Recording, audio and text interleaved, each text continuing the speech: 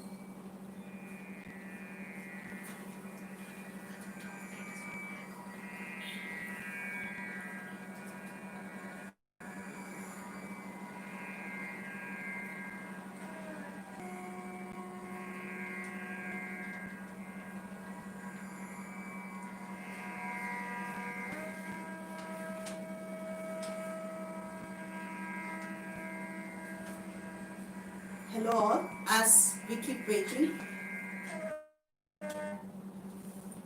please be with us and sit relaxed. Please be ready to join us in the session and go with us. We appreciate your patience. Please give us a few more minutes to start the session.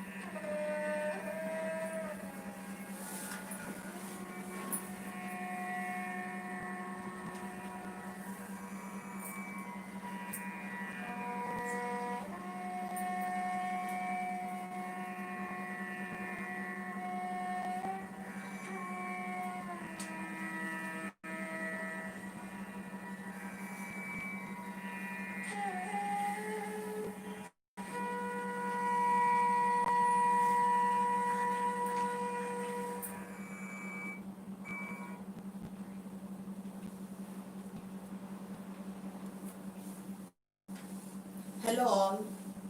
We thank you all for being with us in the online meditation session today. On this auspicious occasion of International Yoga Day. Happy International Yoga Day to you all. I feel very much fortunate to be with you all, the respected teaching professionals, academicians, because all the significance of yoga in our life.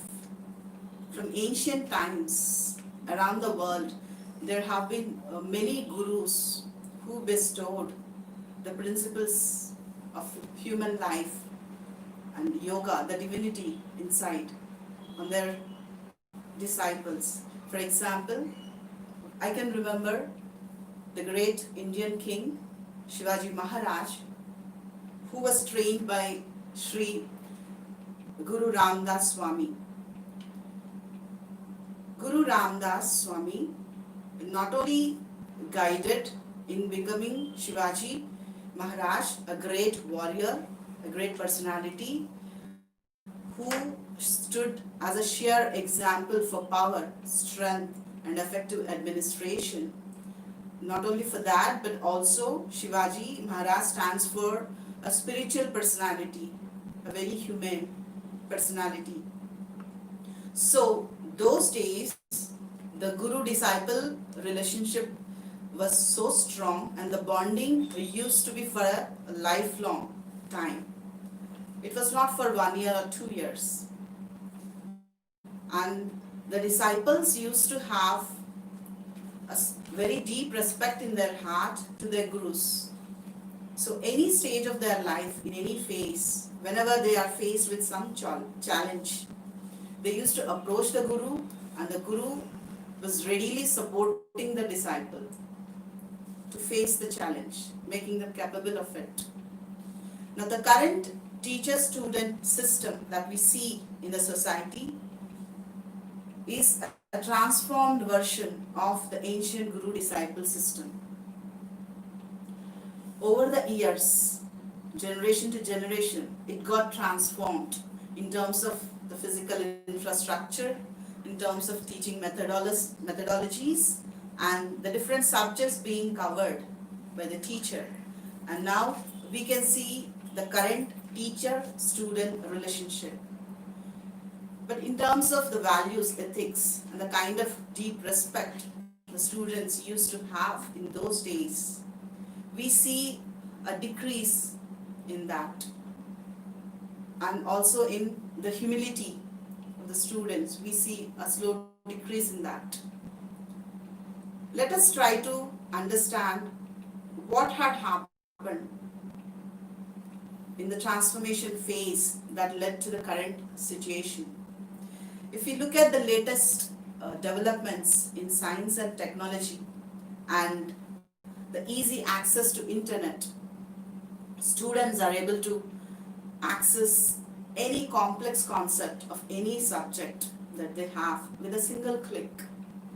So whether they understand it or not in depth, they do have access and they are aware of the subject and the concept at a periphery level. So for that reason, they keep posing challenging questions to teachers while the class is happening and the session is happening. And this creates a lot of stress to the teachers because they need to spend a lot of time to face these kind of challenging questions from students while they prepare for their session. It's not just that. The students, they have mobile and other electronic devices and different gadgets coming in the market. They have access to it. So they are slowly getting addicted to the social media through these devices. And it is going to that extent where in a research it is found very recently that a new kind of diseases are emerging and the doctors are finding it difficult to handle those cases because a lot of counseling is needed and a different approach is needed to handle these cases. For example, I can talk about the Facebook depression. You must have heard this. When we log on to the Facebook, what happens is we keep watching every different picture from our network that is posted showing up happy, smiling faces of our friends spending time with their family, with their friends, and their party pictures and fun going on. So after spending say 30 minutes on the Facebook,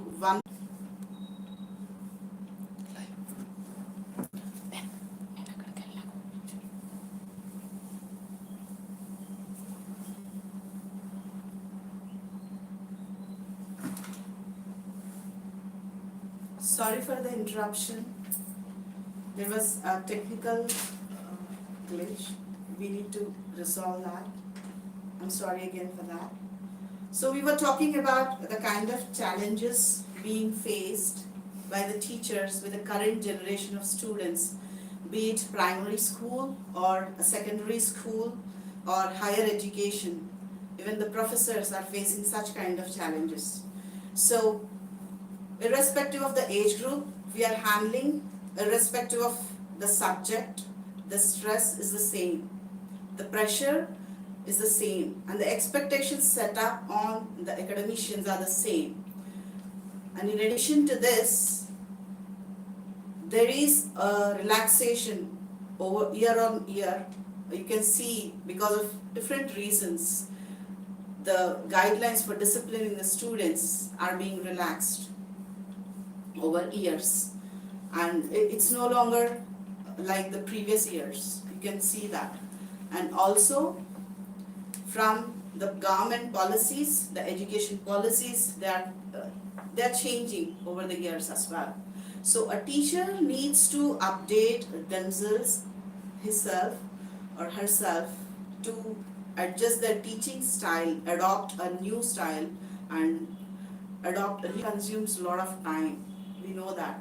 It takes a lot of efforts from the teacher's side to face the students in the session. And in addition to this, if there is any election happening in India, the government assigns the primary responsibility to teachers. We all know about this. Also, if there is some social survey, so you see the teachers knocking doors to collect the data and finalize the survey results. So with all these additional responsibilities being assigned, a teacher is no longer remaining in the primary role of being a creator of a bright future for the student. Rather than they are slowly turning into a clock-bound workforce. And also, all this amounts to just the professional side of it. There is a personal aspect as well. Every teacher got their spouse, their family, their kids, parents, and there is expectation set up on that side as well. So a teacher needs to balance out between the personal life and the professional life. It takes a lot of courage, a lot of wisdom, balance, and a lot of peace inside to go through these challenges with a smiling face. Now, let us try to understand what has happened over the years, over the generations, that now the current teachers are not able to cope up with these challenges, or they're really finding it difficult. What made the difference? So to understand that, let's look at the past. So if you look at the recent times, you can remember the historical personalities like Dr. Sarvepalli Radhakrishnan, Dr. APJ Abdul Kalam. Not just these, if we go a little beyond, we can remember a few saints, or the saints like Sant Tukaram, Sant Kabir, Sant Gyaneshwar. They played a pivotal role in shaping up the society, in giving a positive direction to the society, and till today we remember their prose, their poems, their biography. And when you go through the words in their poetry, for example, Kabir, in his poems, while reading, you can feel a connection with inner consciousness. So it seems as if they are in connection with their inner power, and that is reflected in every word. And maybe for the same reason, even till today, we enjoy reading their poems or prose. Now, that is about the past. But in current situation, current society, is it possible for a teacher with the kind of tough challenges and the cutthroat competition in the market, is it possible for the teacher to be in connection with the inner consciousness? To be in union with the inner divine power? The solution is the Sahaja Yoga method that we are proposing today. And this technique is a very simple one and a unique method that can help you all a lot in overcoming the stress, unlock the hidden potential in you, and help you to lead a balanced, peaceful life while facing all these challenges and come out with a smiling face. So, let me introduce Sahaja Yoga to you. The founder of this Sahaja Yoga technique is, as you can see in the picture, she is Sri Nirmala Devi. With respect, we refer to her as Srimataji. She is a scholar of medical science, a person of divine internal energy, and in young age, she followed Sri Mahatma Gandhi and participated in the freedom struggle. And from childhood, she was constantly looking for the solution for all the different kinds of problems being faced in different phases of human life. She was trying to identify the solution, and ultimately in 1970, she found a way out. A technique that can help any individual, irrespective of caste, religion, nation, to unlock the hidden potential in them, to trigger the inner divine energy in them, and be in connection with the source. And she worked very hard to help people around the world to understand it, realize it, and become a more peaceful personality and lead a balanced life.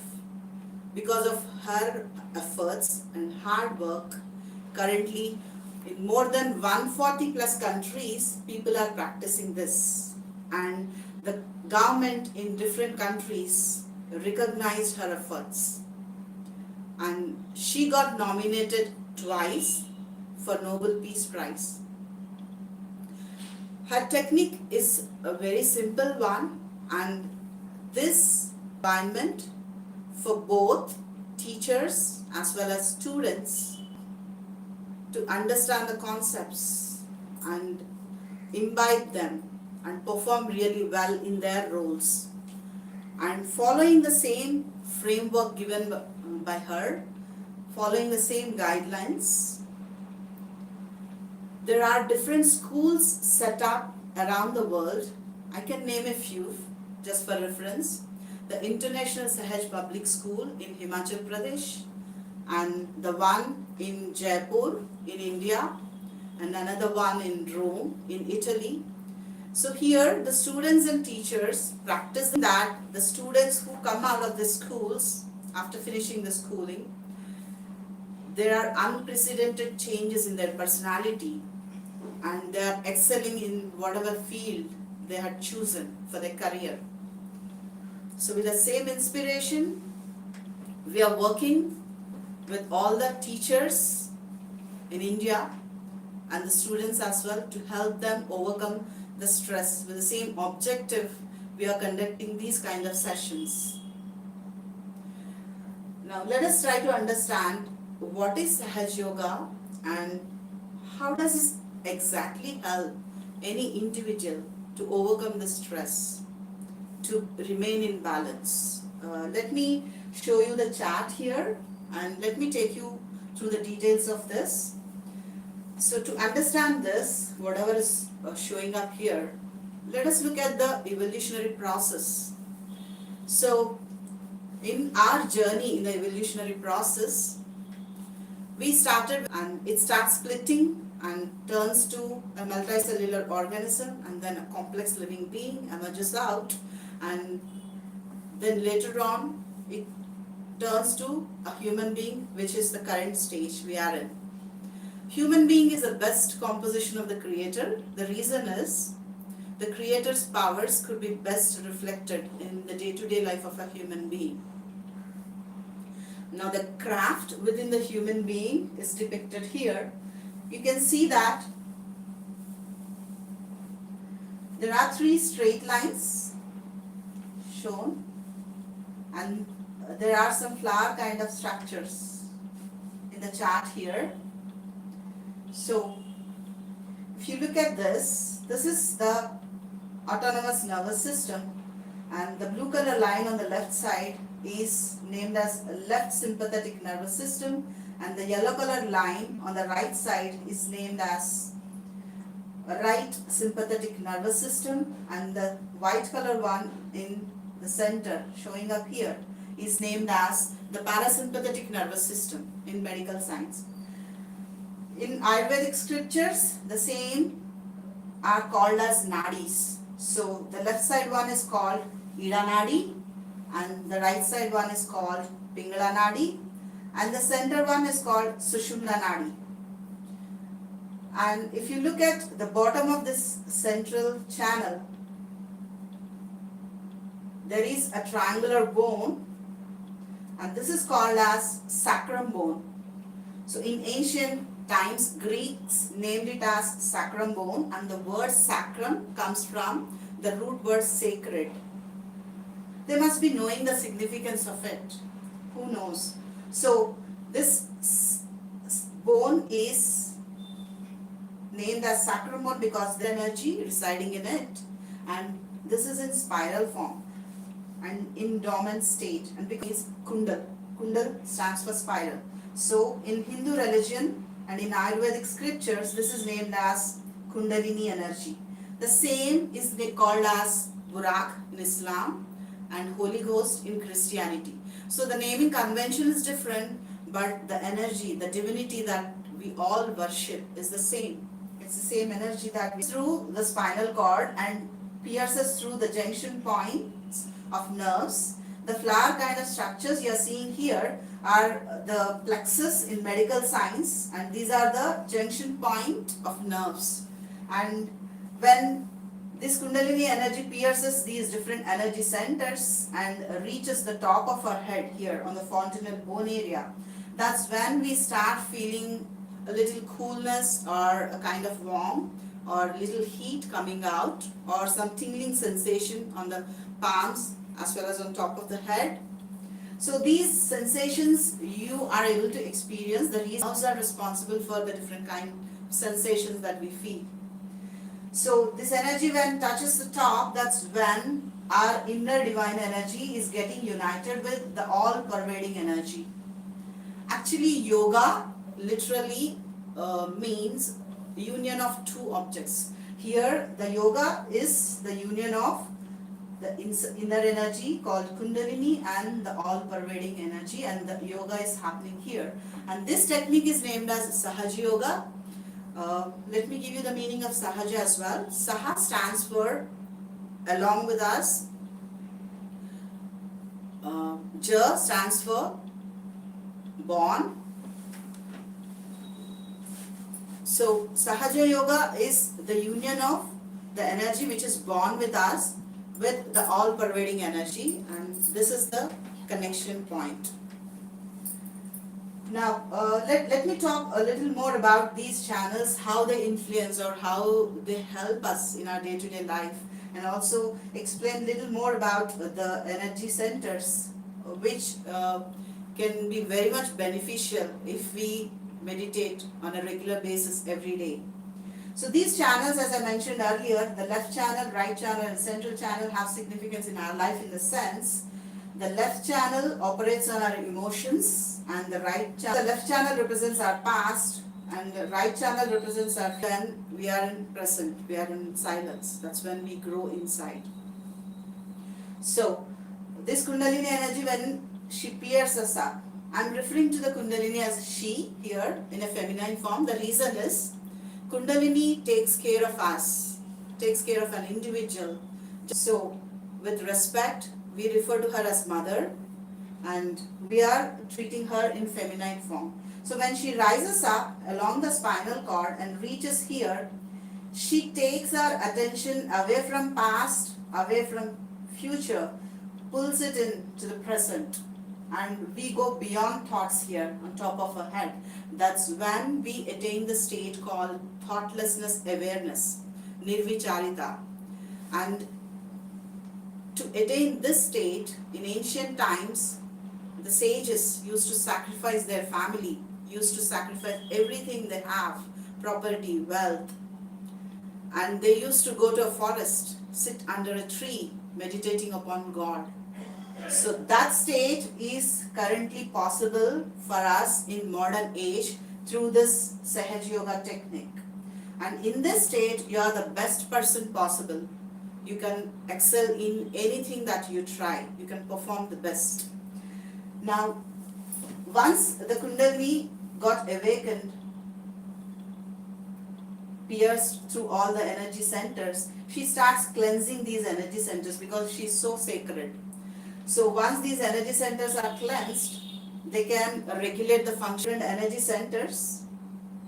The number one in red color here is the Mooladhara Chakra, and in medical science this is called as pelvic plexus. And the second one is Sahasrara Chakra, aortic plexus. Third one is Manipur Chakra, the solar plexus. Fourth one is Anahata Chakra, the cardiac plexus. Fifth one is Vishuddhi Chakra, cervical plexus. Sixth one is Ajna, optic chiasma. And seventh one is the Sahasrara, the limbic system, limbic area. Now these energy centers not just govern and regulate the nearby body organs, but they do have significance to bring us into balance in terms of the intellectual, emotional and spiritual dimensions of life. So I can say confidently Sahaja Yoga can prove to be, Sahaja Yoga can be very much beneficial to us in the major four dimensions of wellness. One is the physical dimension, the other one is the emotional dimension, next one is the intellectual dimension. We get cured of many diseases related to the body parts, different body organs related to heart, lungs or digestive system, and the permanent solution that we get in the physical dimension. Now from the emotional dimension, one becomes very matured, gains control over their emotions, over their feelings, and they lead a disciplined life with a focused target or focused aim in their life. And from the intellectual dimension, the individuals become skilled, expert in whatever field they are in, and they start helping others as well. And from the last one, the spiritual dimension, one would get connected to the source here. As I explained earlier, God, they lead a very peaceful life and they evolve into a better personality, better human being. So in all the four dimensions, Sahaja Yoga is very much beneficial. Let me talk a little about each of these energy centers and beneficial for a teaching professional. So if you look at Mooladhara, the number one energy center, the blue line, the left channel starts from here and connects to the back side of the brain. So it goes this way, goes back and then comes to the right side of the brain. Here you can see the blue color on the right side. So this energy center, when it's really good, we'll have a very good memory because this is connecting to our memory point. And we remember everything that is taught in the classroom. So it's very much beneficial to the students as well as teachers. And also this energy center, it controls on the physical side the excretory system and reproductive organs. The next energy center, number 2, is Sahasrara Chakra. You can see the yellow line starting from here, passing on to the left side of the brain.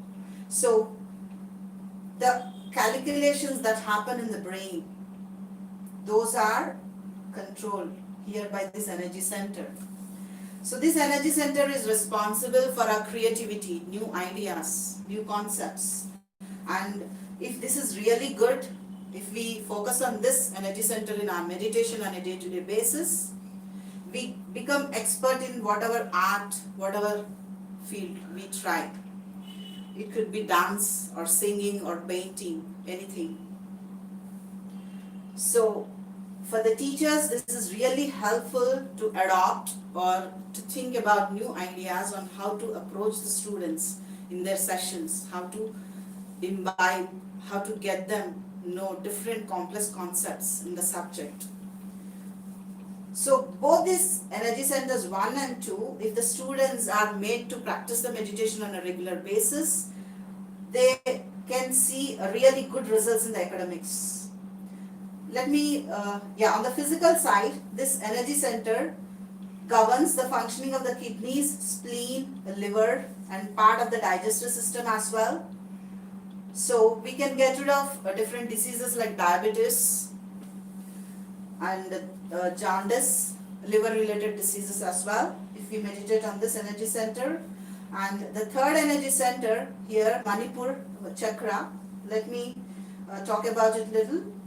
This energy center, if it's really good in an individual, that person would be really peaceful and generous. So you can see the glow on the face when this energy center is really good. And on the physical side, this governs the digestive system, the liver, spleen, pancreas, and because of this, if there is any problem, you can get acidity in the stomach or any liver related diseases. Now, combining these two energy centers, you see a green color circle here. This is called void or bhavsagar. This void is responsible for the dignity of an individual. It helps an individual to know a difference between good and bad, or to understand what is fake and what is real. So this helps in that. The number 4 energy center, that is the Anahata Chakra here, this governs the functioning of heart and lungs. So any diseases related to these two can be cured if we meditate on this chakra. And on the personality, this reflects us a courage or a loving person. So if this is really good, then the student can address a big gathering without any fear. The stage fear problem will not be there if a student focuses on this. Even this helps the teachers to talk to a big gathering, to be very courageous when they explain the concept and to face the situation very confidently. This helps a lot.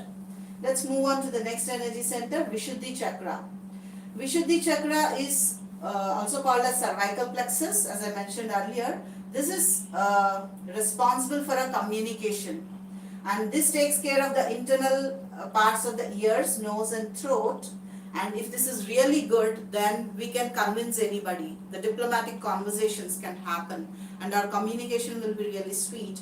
So it will be easy for you to talk to any distracting student in the classroom, and within minutes you can get him take a U-turn and listen to you. The next energy center, let's move on. Number 6, that is Ajna Chakra. So this controls the brain. If this is really good, then the students will be concentrated on whatever they are doing in the class. Even because of that, you feel a smooth session happening and it's very easy for you to handle as well. And when somebody is really angry, that's when you can see this energy center contracted and you can see the forehead all sweating. So if you are really peaceful and forgiving person, then this energy center will open up.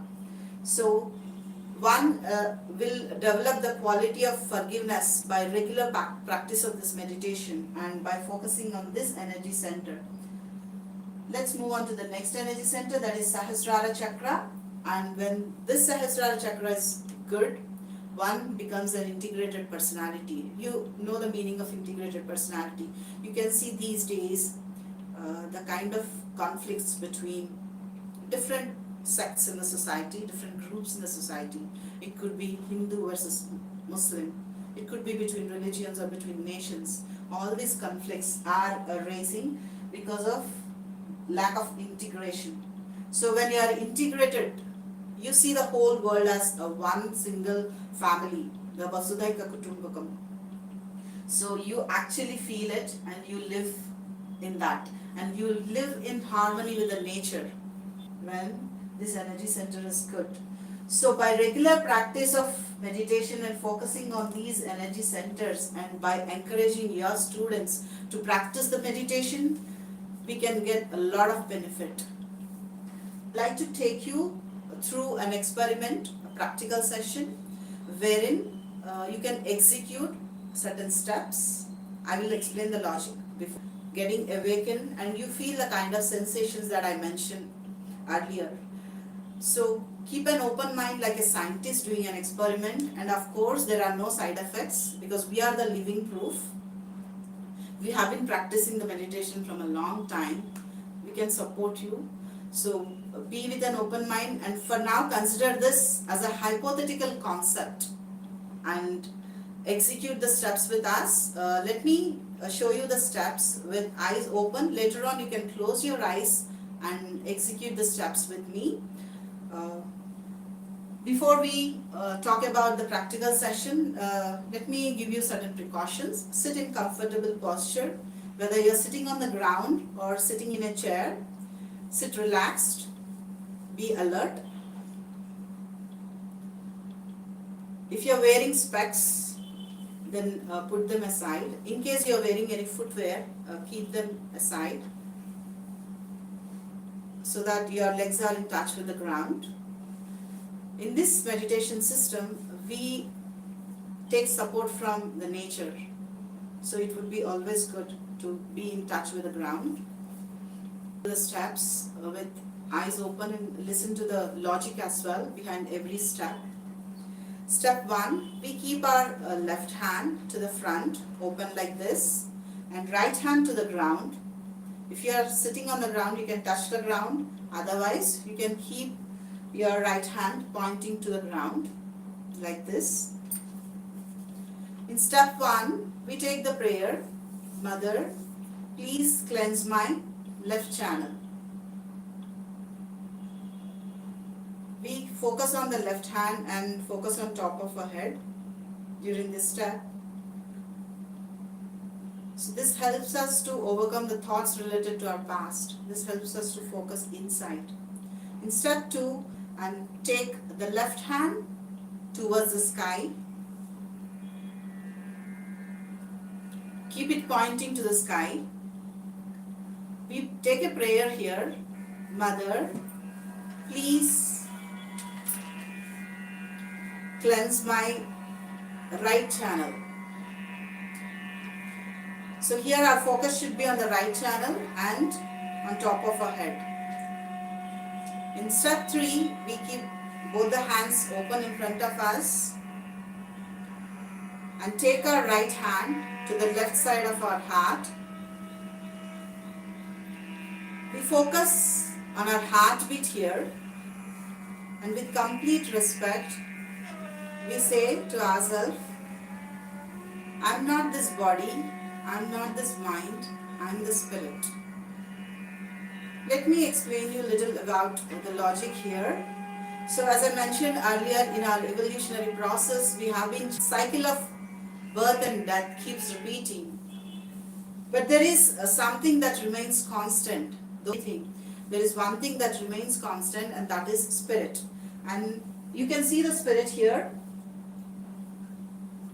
in the flame, in the chart here. This is where the spirit is. So for that reason, we are keeping our right hand on the left side of our heart, and we are accepting the reality, the true identity of us here. In step 4, we move on with the right hand on our forehead. We bend our head little to the front.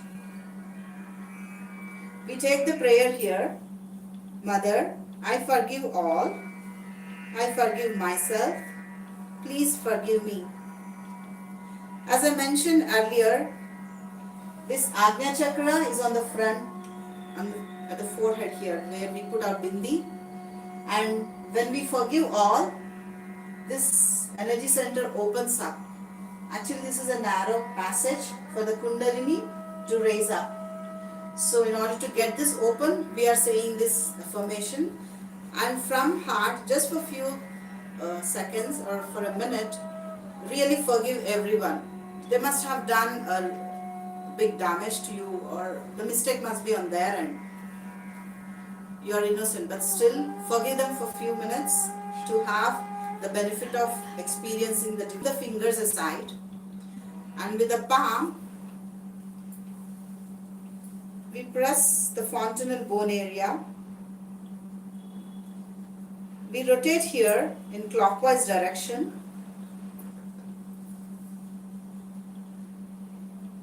And we express our interest, or we express our desire to experience the divinity inside us. So we take the prayer here.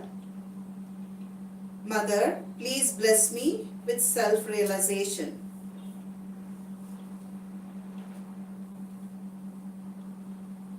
So these are the steps. Hope these are clear.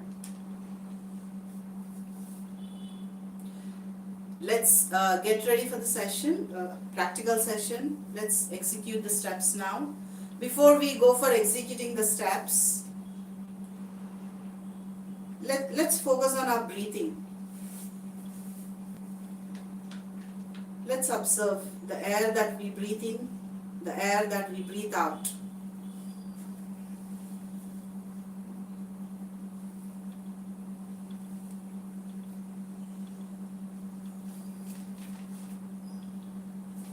Try making it a little slow.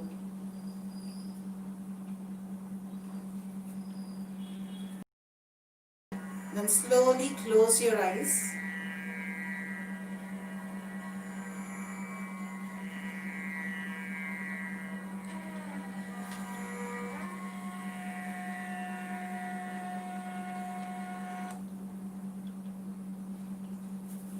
Let's start the session, practical experiment.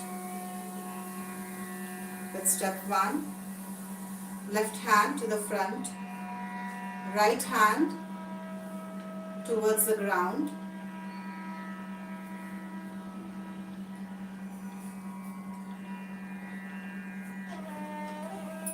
If you feel like opening your eyes and checking the instructions, it's absolutely okay.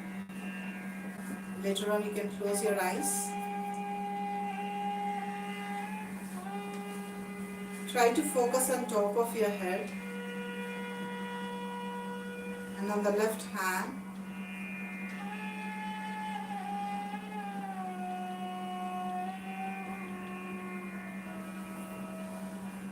Let us take the prayer in our heart.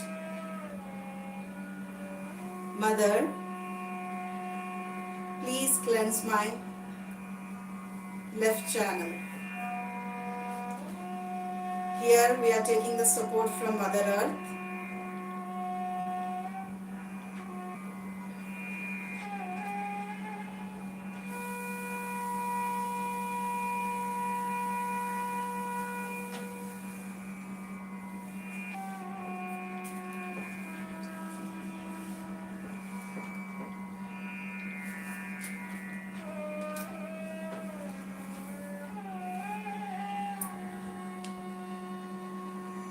Let's move on to step 2.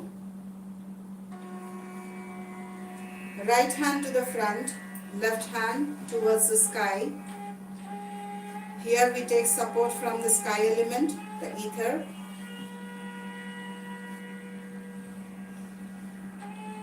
We'll pray in our heart, Mother, please cleanse my right channel.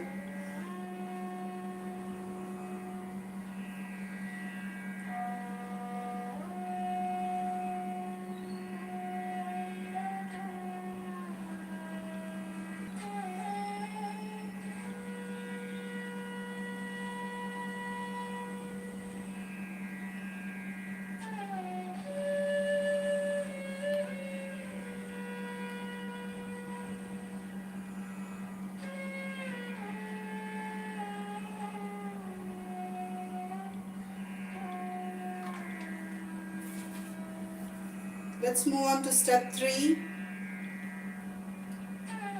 We keep our left hand to the front, open, and right hand on the left side of the heart.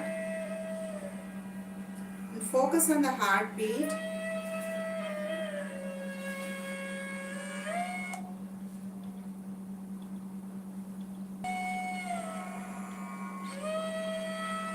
Let us say in our heart, Mother, I'm not this body, I'm not this mind, I'm the spirit.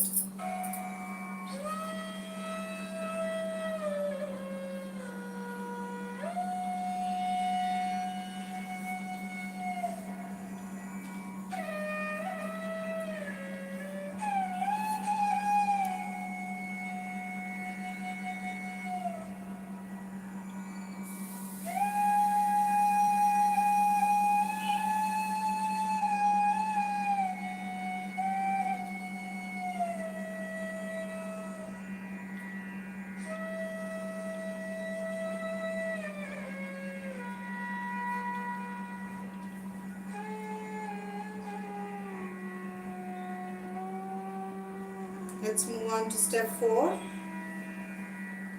Right hand on the forehead. We'll bend our head to the front a little.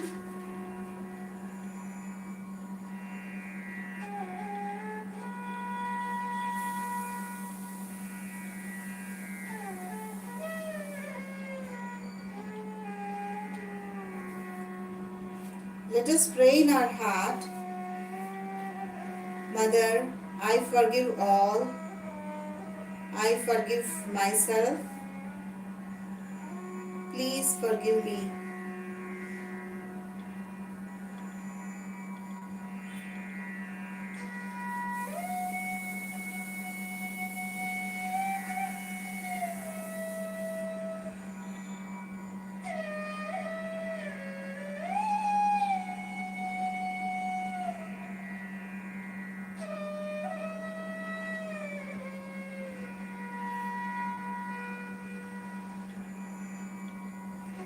Open our right hand with the palm. We'll press on top of our head gently and rotate it in clockwise direction.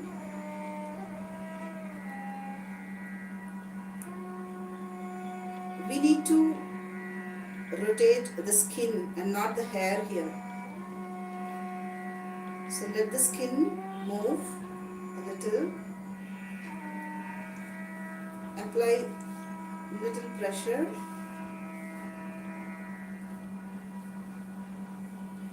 Let us pray here. Mother, please bless me with my self-realization.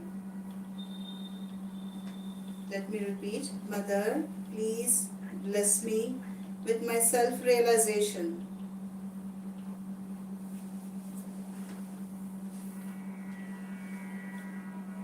Mother, please help me to feel your love.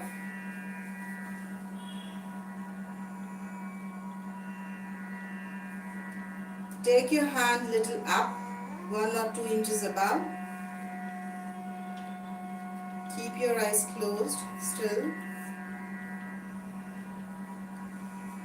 Complete focus on your right hand. You can take a little more up.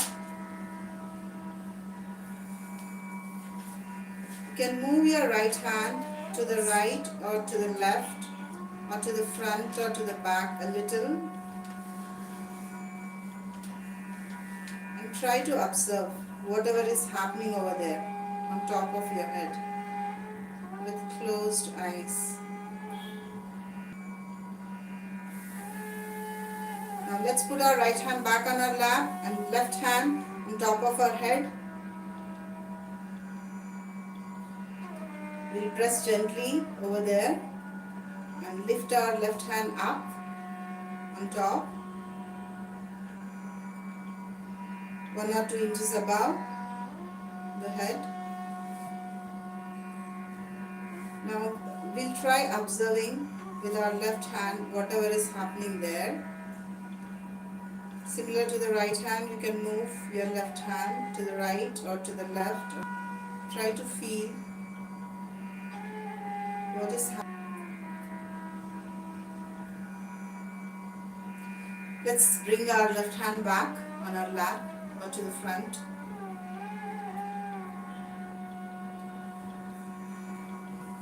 We'll sit in silence for a few minutes with complete focus on top of our head.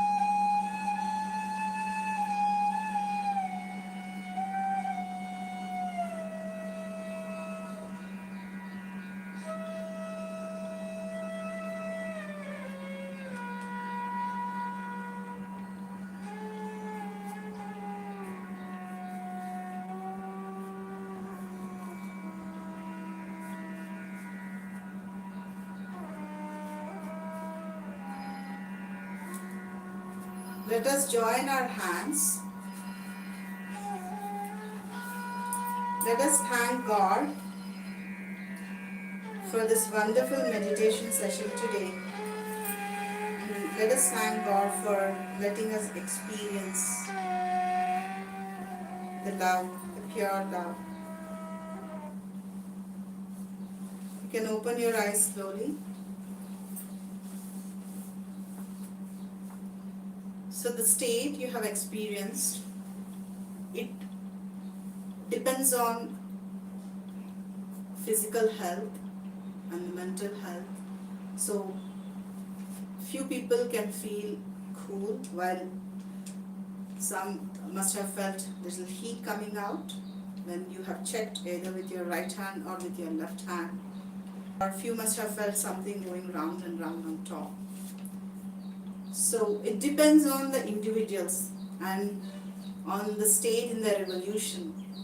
And we cannot compare it with anybody sitting nearby us, or we cannot compare it with any of our friends. It's meant for ourselves. So once the Kundalini got awakened, the inner transformation starts with a regular practice of meditation, maybe 5 minutes in the daytime, 5 minutes in the night. If you can spend for your own benefit, to be with yourself and enjoy the company of your own being, it's really, really beneficial, and I'm sure the journey going ahead, you'll enjoy it, because this is the best company you can ever have, the company of your own self. And it will be amazing, and you will definitely find new dimensions unlocked within you, and you surprise seeing people complimenting you. Somebody would compliment saying you're looking peaceful these days. Somebody might say something different. So you see new dimensions in your own personality once you start this journey. And I recommend you to practice this meditation for a 1 month on a test basis and see the results. If you're convinced, you can further continue with us. And to help us support you, I request you to subscribe the National School Propagation Team channel on YouTube, and also to fill in the Google form that is given in the description, submit it so that our volunteers can reach out to you. And I really enjoyed talking to you all through the session, and hope you enjoy.